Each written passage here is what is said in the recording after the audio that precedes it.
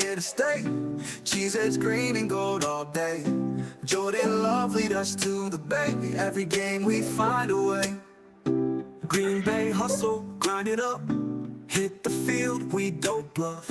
Touchdown dances, feel the love. Jordan's got that MVP stuff. It's time for OPE, let's go. Packers bringing that show.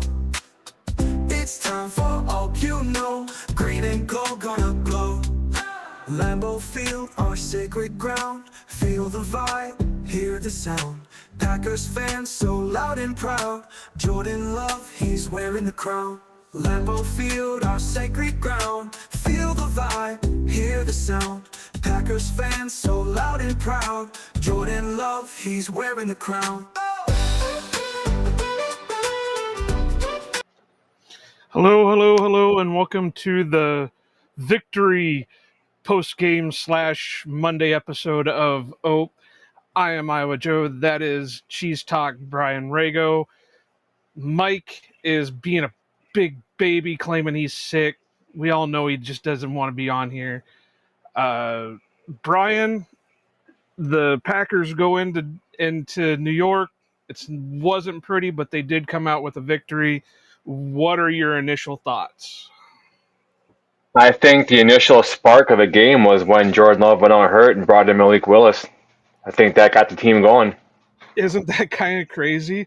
They immediately go down the field and score on that drive, and there were no issues at all.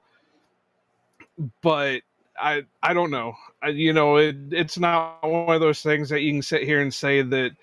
You're right. Well, put Willis in over Jordan because Jordan just can't hack it. Jordan can do it. It just I don't know what the issues are there, but we are going to do our normal OPE style of segments and that, but just to give our initial thoughts and everything.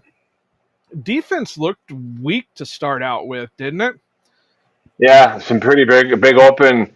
I mean, 3rd and 6, 4th and 3. I mean, they're giving up all these plays. It just didn't seem in sync, and you're gonna lay back on teams like this, and you're gonna get smoked against better competition. That's the way I look at it. But the thing is, I don't know, because they only gave up 10 points to the defending Super Bowl champs last week. So yeah, what is this team? I really don't know. It's something else. I can't. It's bizarre this year because you got everybody going against like Matt LaFleur, and then you got Jeff Halfley in the press conference this last week talking like he's a head coach, defending Matt LaFleur, and then you got some of these little rumors starting about, well, if the Packers don't make the playoffs and they part ways with Matt LaFleur, there's already interest in him going back to Atlanta, and it's just like, here we go, I don't think there's any rumors on that. I think what it is there was a talk radio show guy down there saying that, why not bring him home if the Packers are going to get rid of him? But I just don't know. I don't know what the answer is, because it's like you have all weapons you need. I mean, it's something that Mike and I talk about often, is they are going to have to reshuffle that offensive line.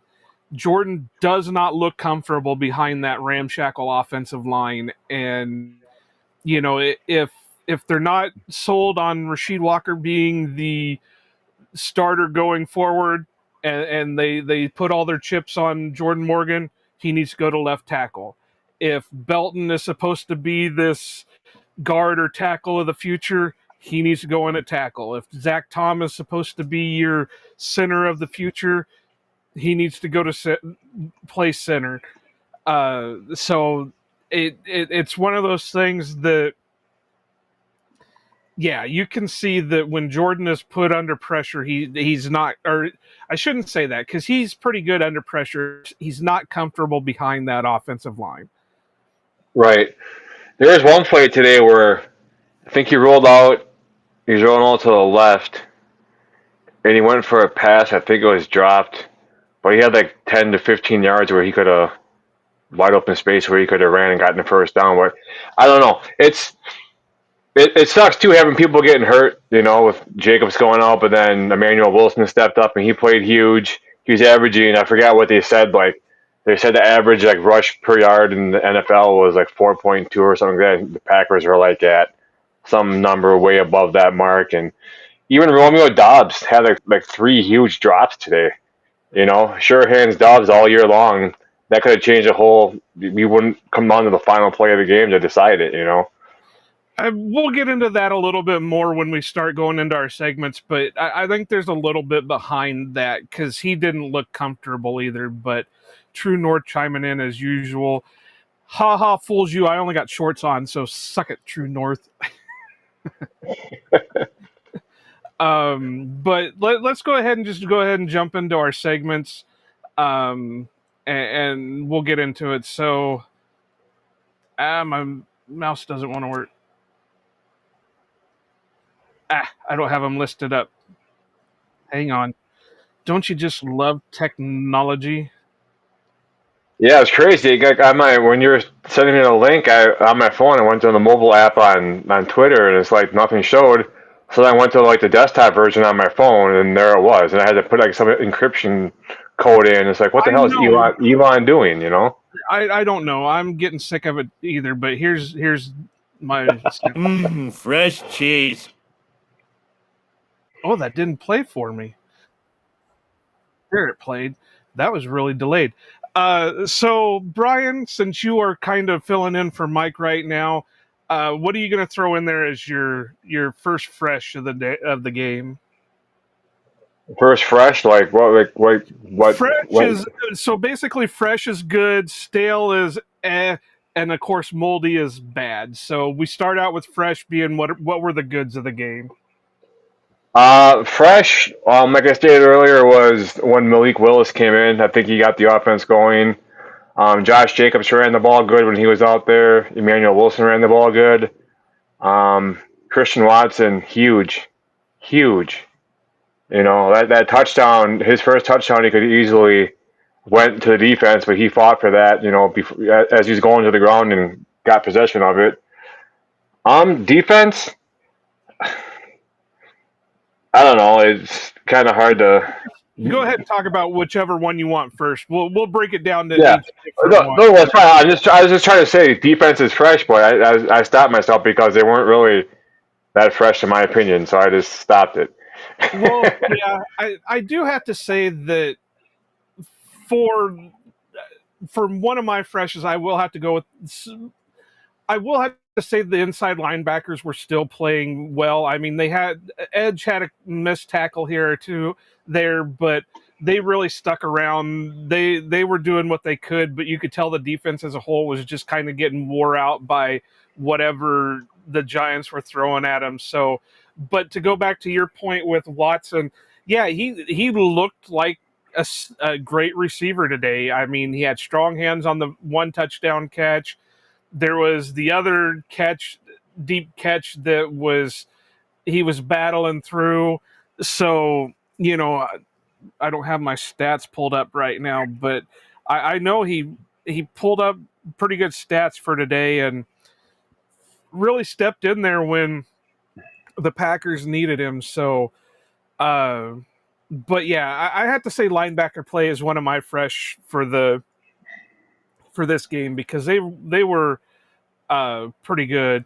True, I don't know if I'm going to agree with you on that so much. Matt, yeah, maybe was a little bit more fresh today just because his play calling seemed good, but you could tell there was also a little frustration between him and Jordan for the day because the one that stands out that in my mind for the most part is when the play clock, I can't remember at what point of the game it was, but the play clock was running low and they had to burn a timeout. And before they cut to commercial, you could read LaFleur's lips saying, just call the fucking play. So that's a whole another thing where I have to wonder if there's a little bit of disconnect between Jordan and LaFleur at the moment. Can I jump in on that? This is kind of like off topic, But there is stuff I don't know. I forgot where I heard it from, but people are kind of questioning like the chemistry with like Love and LaFleur, and if you think back to how many times have we told like about Aaron Rodgers switching to play in the huddle, switching to play in the huddle, like going against what LaFleur was calling.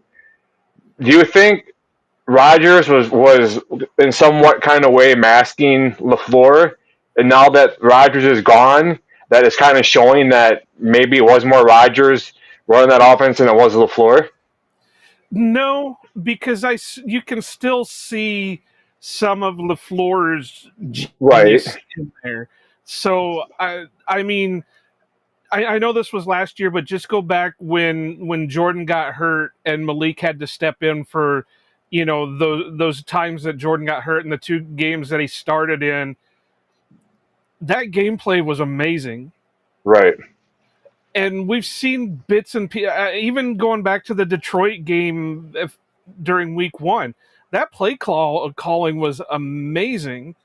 And even against Washington, you could see times that play calling was looking amazing. It's just, I don't know. I go back to, I don't think Jordan is comfortable behind that ramshackle offensive line at the moment. Hey, when he drops back, he's dropping back like 18 to 20 yards before he even looks downfield. Yeah. So, I mean, and, you think about it, that's trying to give him space between him and the offensive line, because we saw it again today where he was just constantly under pressure, which I know in the NFL, a quarterback has to at least get the ball out. I think the average time for that is like 2.8 seconds, or it's under 3 seconds that you have to get the ball out, because that's what a good pass rush will bring against you. But I don't know. I can't say, as much as Mike and I rail against what LaFleur does, I do think that he is still capable of being a good to great play caller. No, I think he is too. A lot of that's at him on him, but I still think some of I mean, yeah. I mean, I think he gets lot, stubborn. yeah, I think he gets stubborn where it's like, well, the whole basis of my offense is the run game, so that's what we're going to stick with. yeah. And And then go part of ahead. the game I was listening to on the radio because I was in between Green Bay and Oshkosh today. But you hear how they got trips. They got trips to the left, and oh, you got what, like Jacobs in motion out of the backfield. It's like, oh my God, it's a freaking swing pass. It's like, here we go. But that's the whole part of LaFleur's offense, which it makes Right, sense. But when you have it works better when you have an offensive line that can block it. And it's right. starting to show that we're not having the offensive line that can block it. So again, I go back to what Mike and I have said numerous times. You're going to have to shuffle that offensive line. Sean Ryan was a weakness today. Jordan Morgan is a weakness at the guard position. Banks is. I don't think we've seen the full potential of Banks because he's been dealing with injuries all friggin' season. And Rasheed Walker has been iffy Cheeks. on somewhat. What? He's been cheeks at times. At He's times, been I ass, mean, he still but again shows his he's ability. doing good though. He's Yeah. probably playing. He's probably playing through some pain too. He's probably still has lingering effects from that injury a little bit.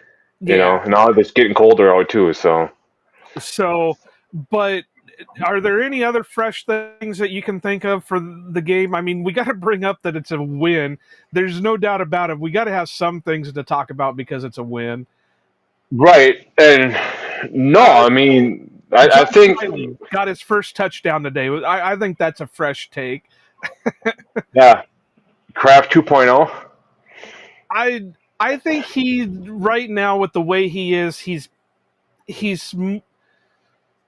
I think Mike called him more of a Deguara, but I think he's supposed to be what Musgraves should have been, is more that fullback slash seam guy than anything, and that's similar to what Wiley is. Savion Williams had that huge catch. Yeah, that's true. True North. Golden. You look good. Golden had his catch. I wish they would have been able to connect, and on top of that, not just the catch, but the pass interference call. He came back to it and got the pass interference on it.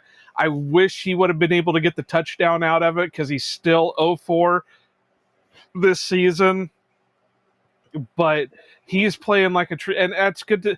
I know he went out for a little bit because he's still dealing with his injuries, but it was good to see him get there. Emmanuel Wilson, maybe you could throw Yeah. him in the fresh. He was playing good when Jacobs went down. Uh, Outside of that, I can't think of Carrington. Outside of the couple of dropped interceptions, I think Carrington played well. Keyshawn was okay. He had a couple pass breakups, but he was Yeah, getting burnt quite a burnt, bit too.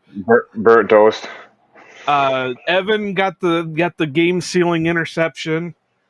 Parsons. So Parsons got the game sealing sack fumble, and Evan pretty much sealed the drive before that with his interception. So I think overall it wasn't pretty, but it still comes down to the Packers came out with a win.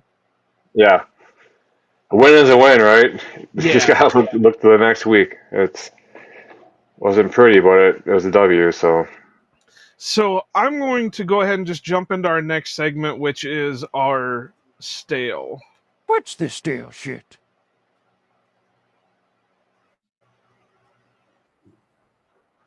Why is there such a delay on that?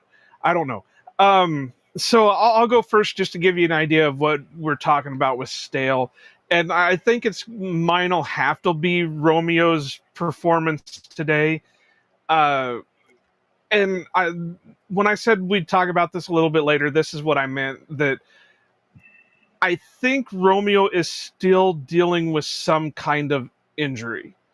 I know they said it was his chest. I don't know what it was, but I think that had to contribute a little bit with his performance today because you could just tell he didn't look right.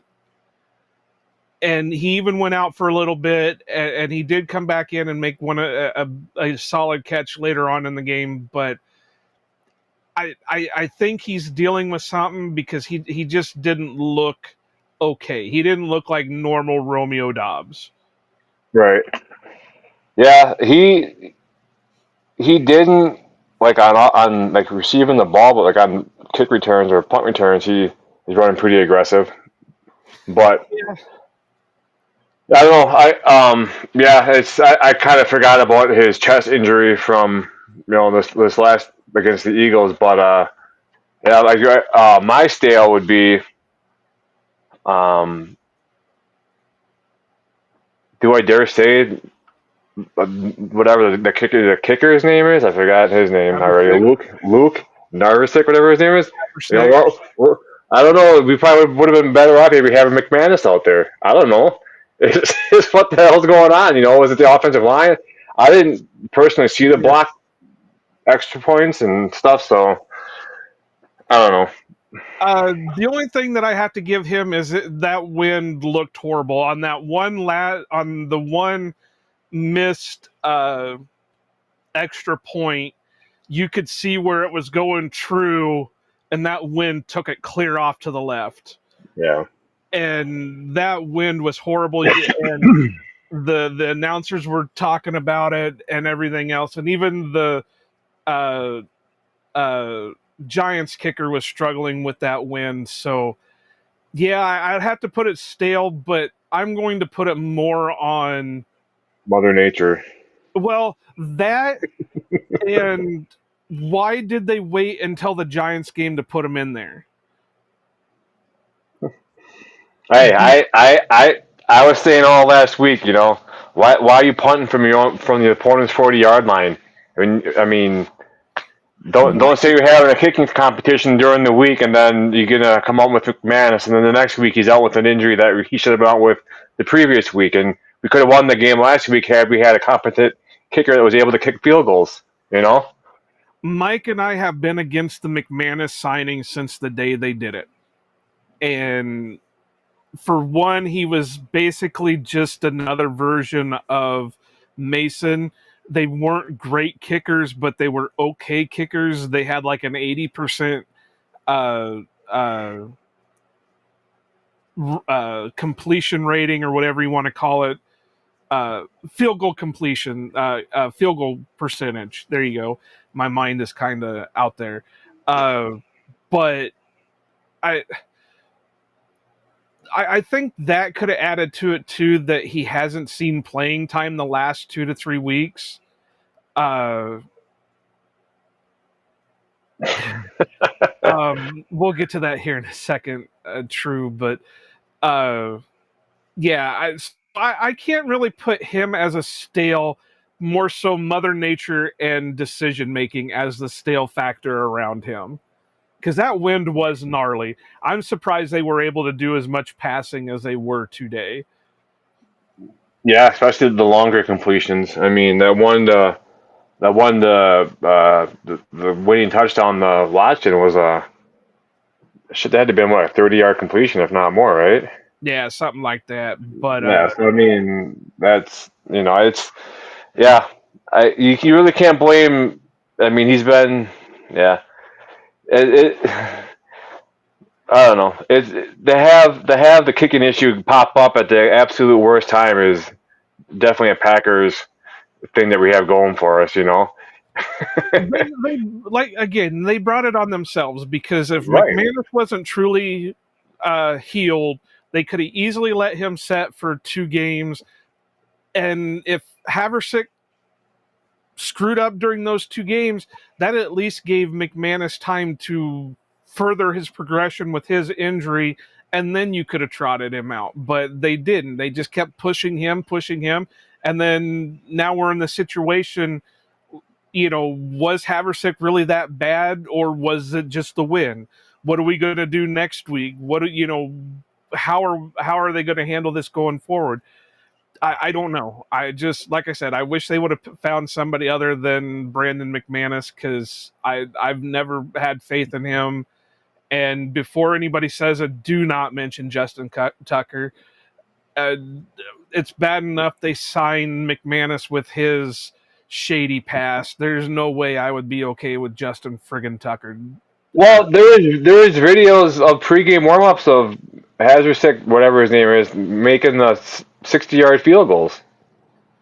But they also said the wind started kicking up, and if you go Yeah. back and watch the game, when they start doing their shots of the Right. goalpost and the flags, yeah, those flags were just something else. But I want to get to a couple of these. I forgot about this. Bo Melton had his big carry. Still no pass breakup though. True. Rashawn Gary as a stale. Yeah, he's been. I think that's what hurt. That's been hurting Micah more than anything lately. Is Rashawn's kind of fell off.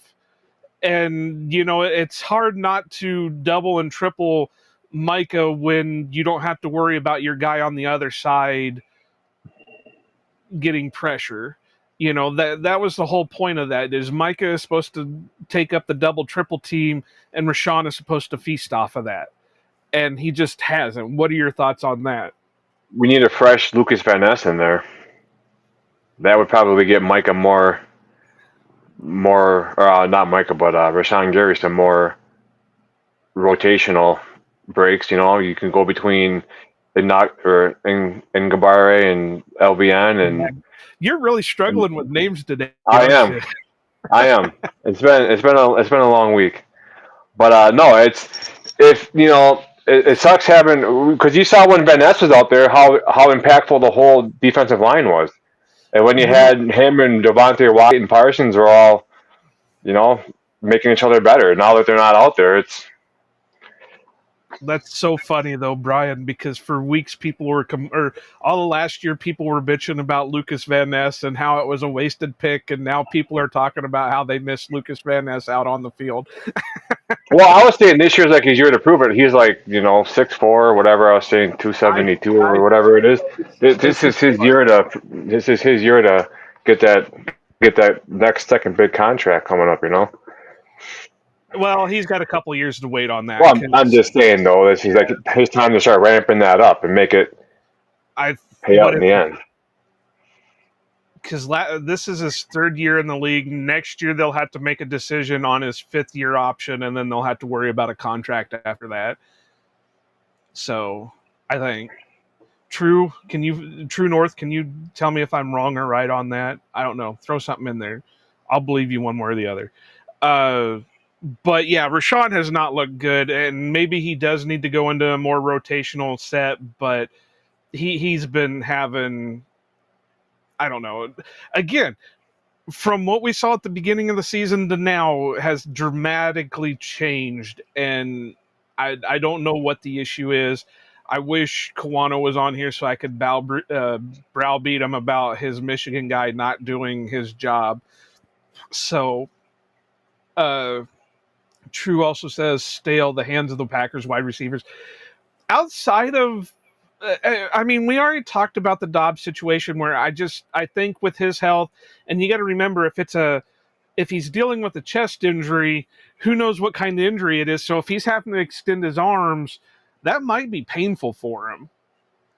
And it could be kind of like when you're dealing with a back injury and you take a misstep, and then all of a sudden you've got pain shooting up your back. It could be the same thing uh, with a chest injury, that as soon as he overextended his arms, man, that pain could have shot through the chest. We don't know what kind of injury it is. Yeah, LVN was drafted in 2023, so this would be his 2023, 2024, 2025. Yeah, this is his third year, so next year it'll be his year 4, and they'll have to make a decision on his fifth year option, and then I mean, they can still negotiate a contract, but most teams will decide on the fifth year option before starting contract conversations. And then Wicks had the one big drop, and then you really didn't see Wicks again the rest of the game. I was trying to pull up my stats here while you were talking. Yeah, I I don't wonder have why any.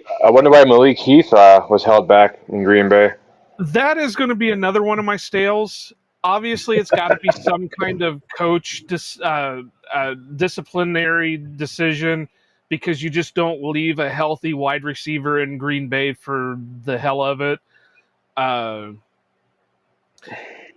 guess there's rumors flying that he wasn't happy on the sideline when Bo Melton was getting more snaps than he was, and maybe that carried over into practice, or maybe they decided, hey, because of your actions on the sideline versus the Eagles, you're going to sit this game out and think about it. I do have to go back and mention that was one of the things that people talked about when he was coming out the year he was draft eligible, was he did have a bit of an attitude issue. And I do remember thinking that, yeah, there's possibility of truth there, but and it's a fair point, because Bo Melton has been training as a cornerback all friggin' offseason and season. When wide receivers start dropping because of injuries, you shifted from using Malik Heath more back to using your guy that you're trying to transition to the cornerback position.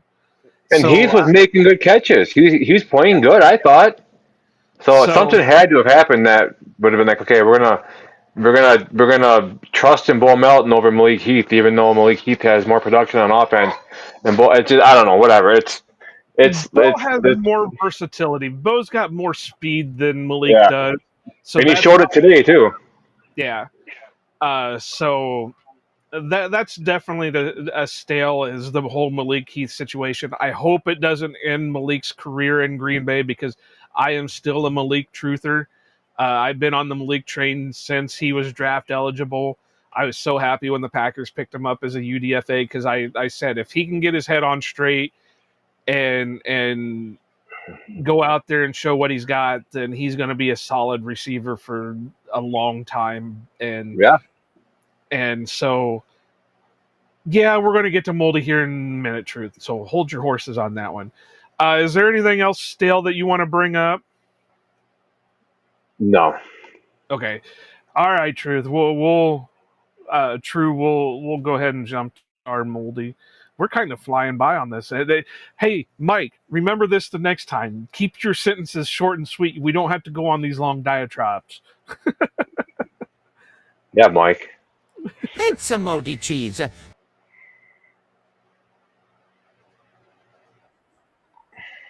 Don't you love my sound effects? I wonder why it's friggin' taking so long to play them. But so we'll go ahead and throw Trues out here real quick.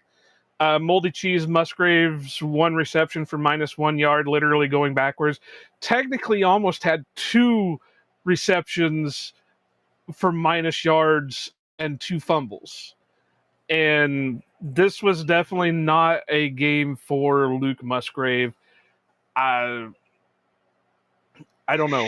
He's definitely not and Mike and I have said this a long time too. He is definitely not a Tucker Craft replacement.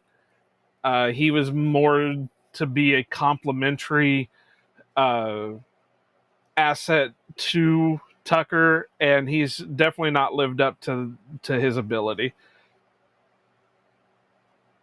Yeah, I mean, it's just hard going from watching Tucker Craft just dominate to have some guy in to play tight end that doesn't seem like he has the ambition to go downfield and make a play. You know. I I I wonder if he's putting too much pressure on himself too. You know, the whole, oh well shit, Tucker's down, now I have to step in and do all this stuff, and I don't know. But yeah, Luke did not look great today.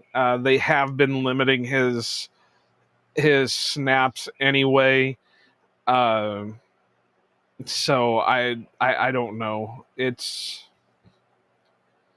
I do honestly believe that had Tucker not got injured, Musgraves was on the out anyway, because there is the rumor that Denver was in conversations with the team for a tight end, but those conversations ended when their other tight end got injured. They didn't mention any names, any teams, but if you put 2 and 2 together, it kind of makes sense that Denver was wanting a tight end.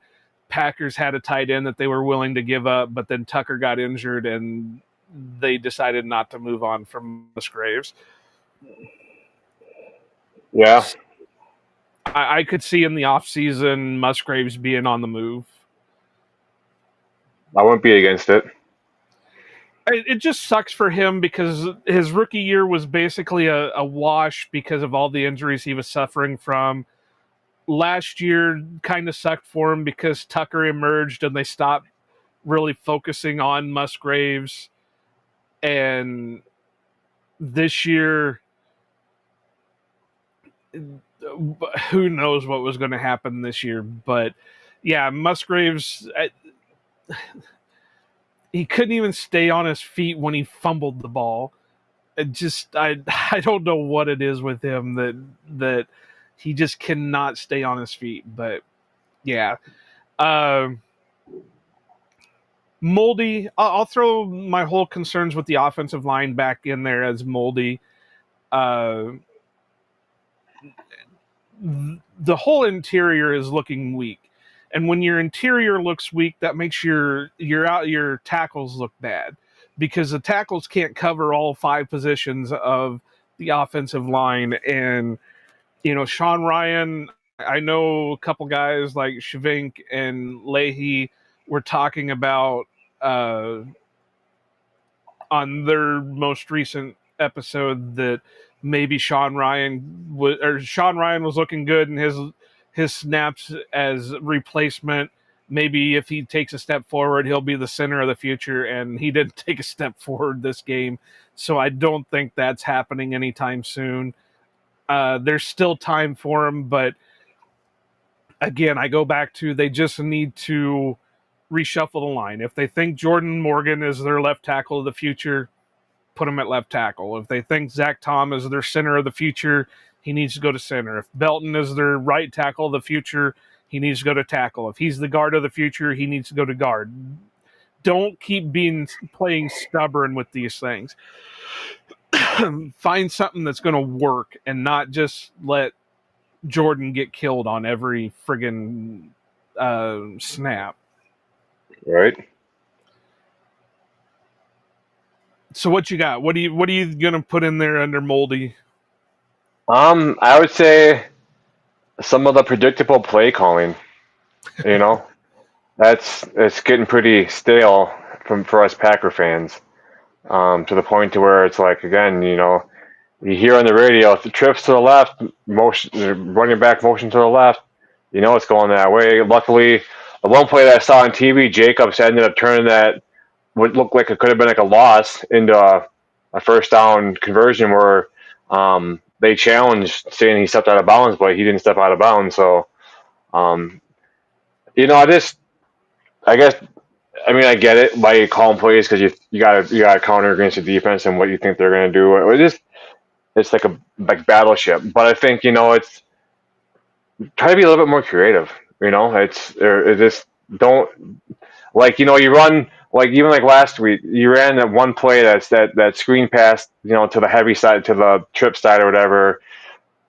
Run the same formation, but go to the opposite side of the field with something. If they're the last play of the game, well, it's coming this way, it's coming this way.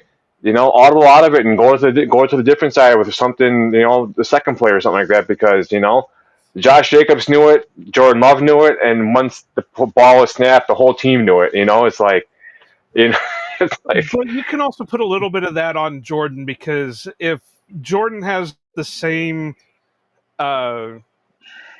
leeway as Rodgers did, where he can audible out of something if he sees it, then why didn't he audible out of that?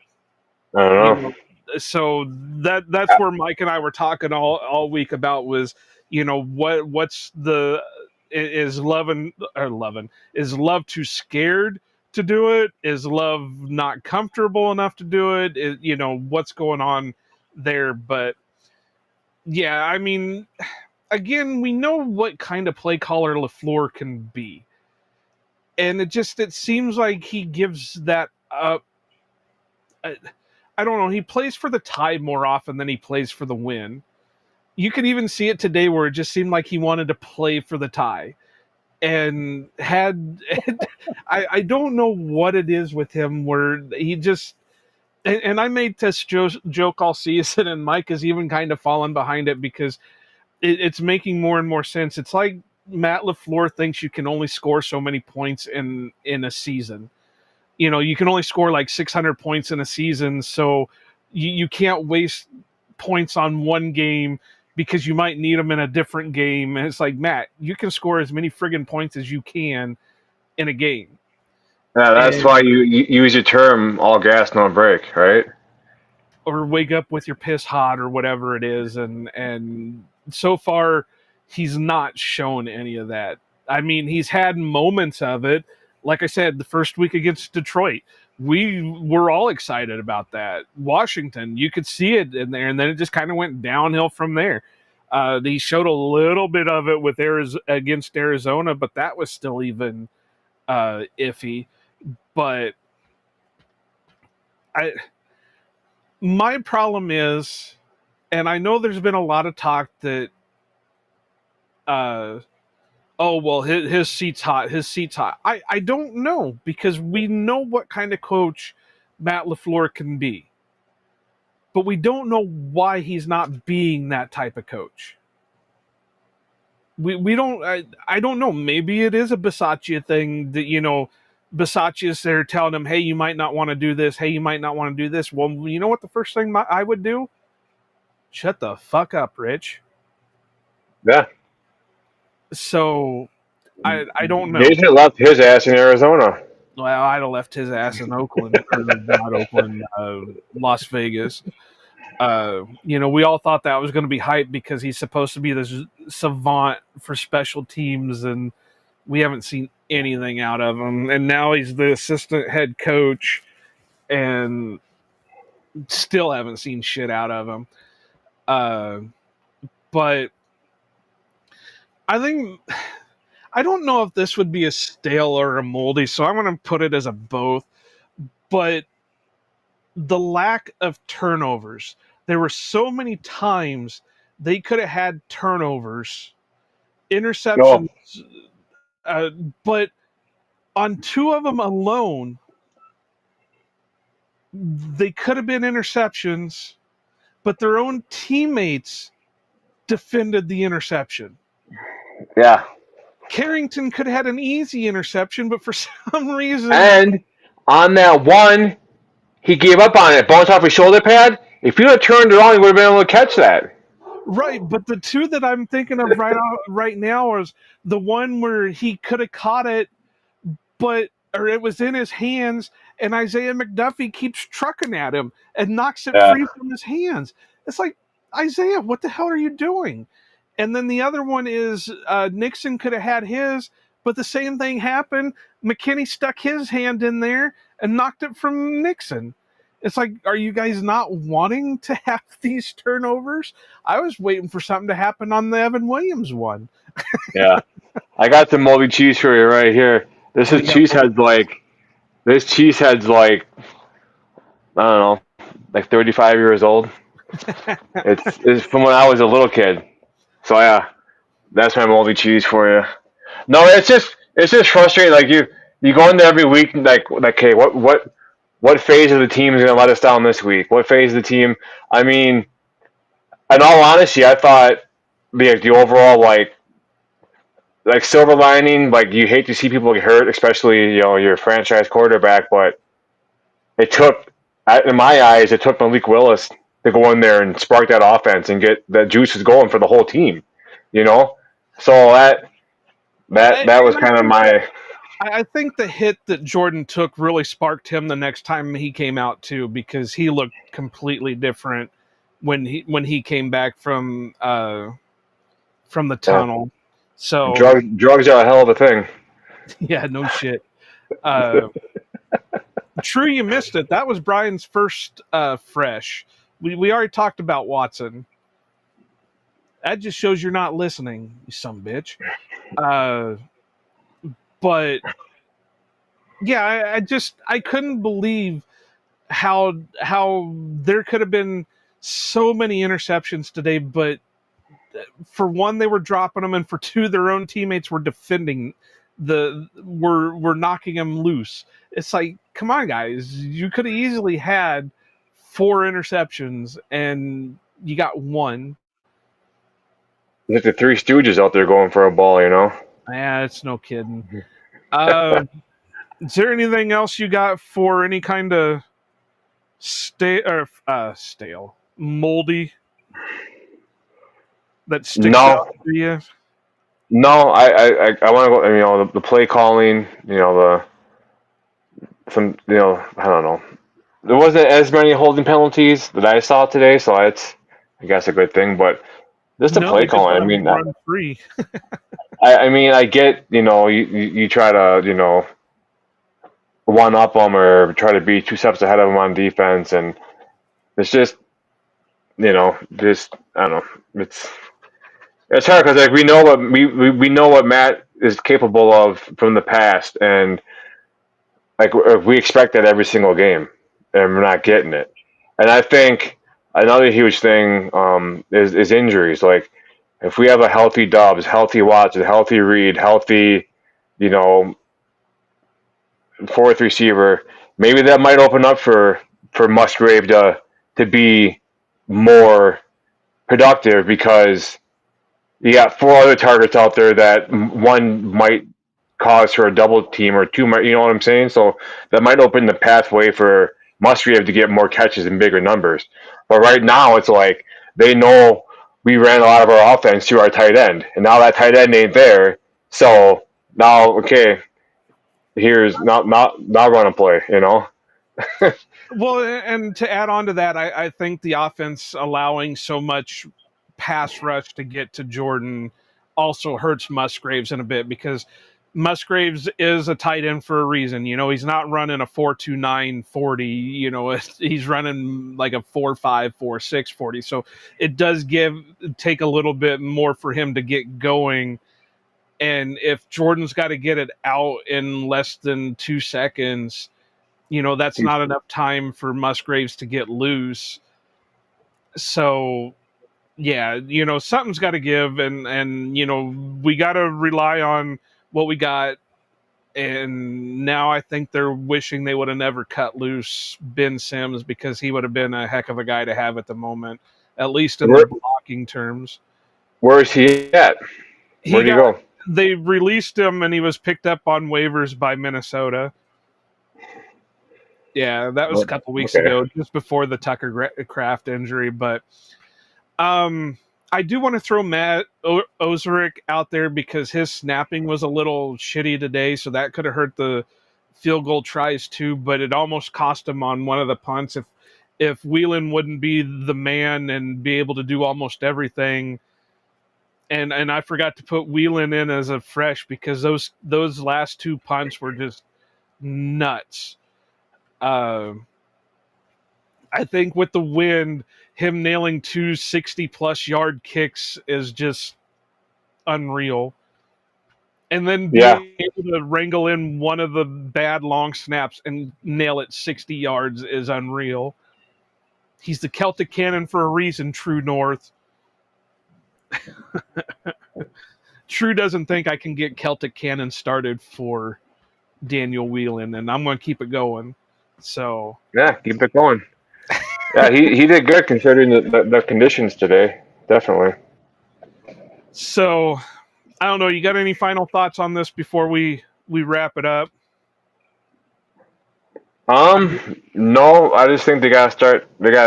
I think faster on offense, preferably in the first quarter. Yeah. And to be able to go throughout the game and not just give up after the second quarter. Yeah, and not give us cardiac arrest in the process. And they're going to have to pick up, because next week it's Minnesota, and next week starts our run into the North games, because you got Minnesota, Detroit, and then Chicago. That's 3 straight NFC North games, so they're going to have to pick it up, because the NFC North is going to come in and play, even though, I don't know, how did Minnesota do today? I know they were playing the Bears. They lost 19-17. Okay.